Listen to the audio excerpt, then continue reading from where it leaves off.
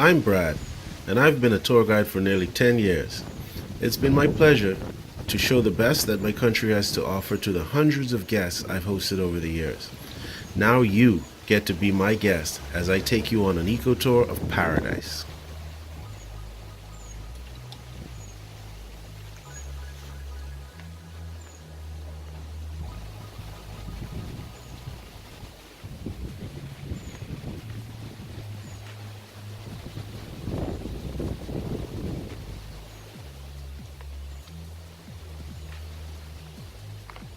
Hey guys, welcome to Lucayan National Park. We're here at Burial Mound Cave. Burial Mound Cave is just one of the many exciting attractions that you can find on Grand Bahama Island.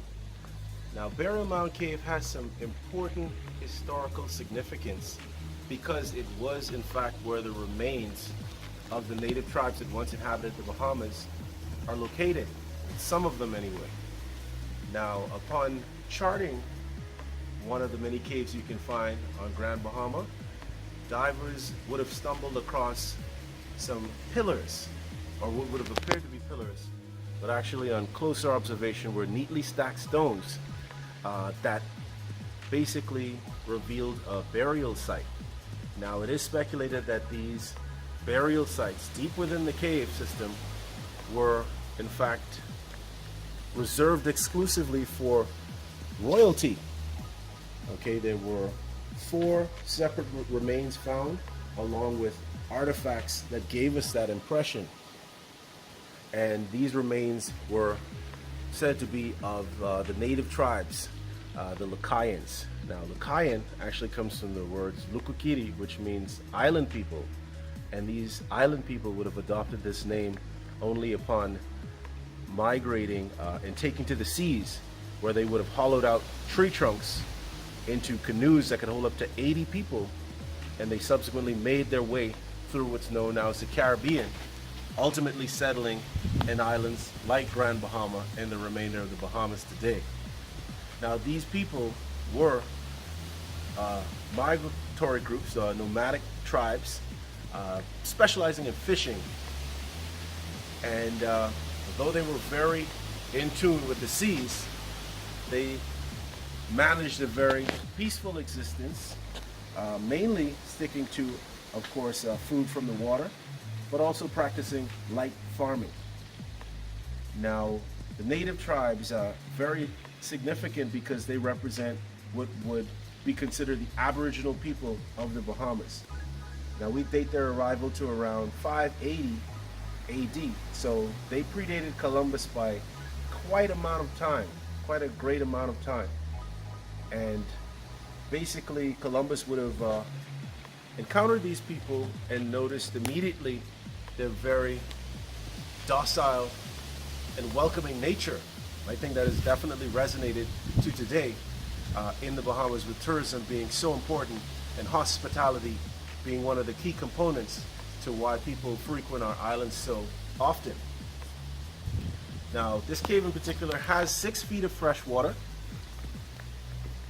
and it connects into the other cave that we're going to cover in another segment, Ben's Cave.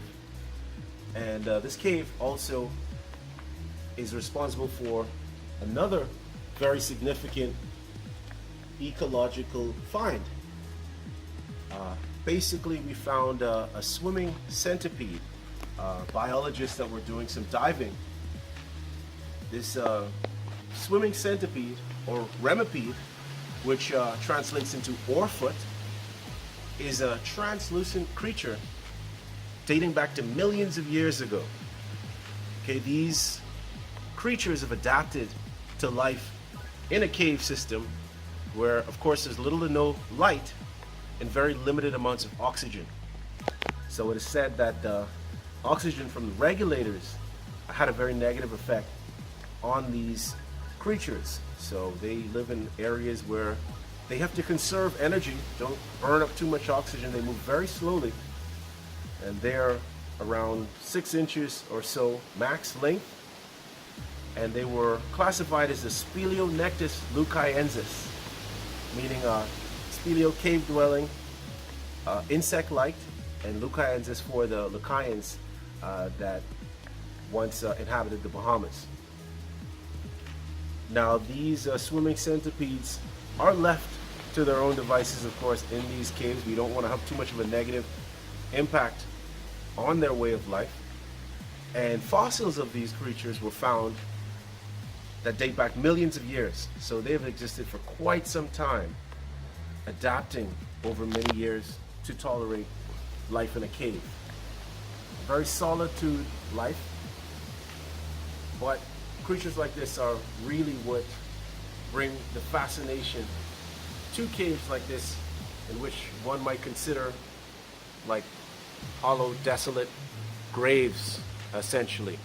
But now we know they serve more than just a burial site, but they also sustain quite significant life.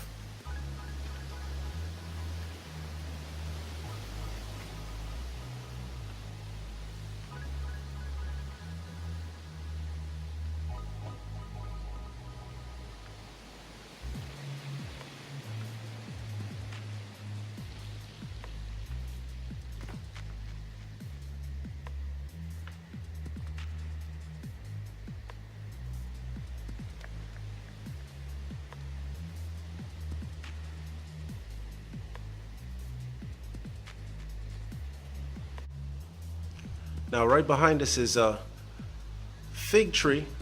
They're also known as banyans. And banyan is in the ficus family. And these trees spend the earlier part of their life in an epiphytic capacity, which is like an air plant.